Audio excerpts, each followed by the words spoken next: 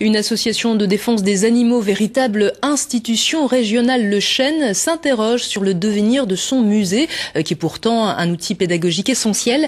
Pas assez rentable, le site n'est plus approprié à l'accueil du public et une rénovation s'avérerait trop coûteuse. Les explications de Sylvie Callier et Myriam Hibert.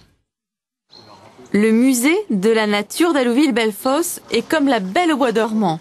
Il attend qu'un muséographe vienne lui donner de l'animation et apporter quelques outils interactifs. Situé juste à côté du centre de soins pour animaux, il accueille des promeneurs, des scolaires depuis 30 ans. Une rénovation s'impose, mais pour l'instant, les demandes de subvention du Chêne sont en sommeil. Ce serait catastrophique pour l'association parce que c'est quand même une rentrée d'argent déjà. Et puis ensuite, c'est une vitrine.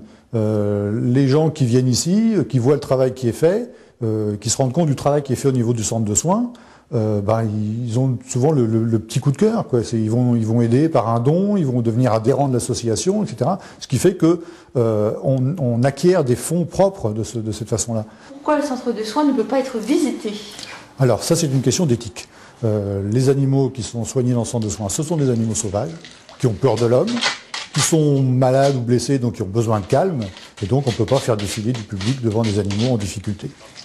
Et justement, cet après-midi, ce phoque recueilli il y a plusieurs semaines à Dieppe a pu quitter l'association qui l'a soigné. Si le musée de la nature n'est pas modernisé, le Chêne ne pourra plus recevoir le public et faire connaître ce travail remarquable.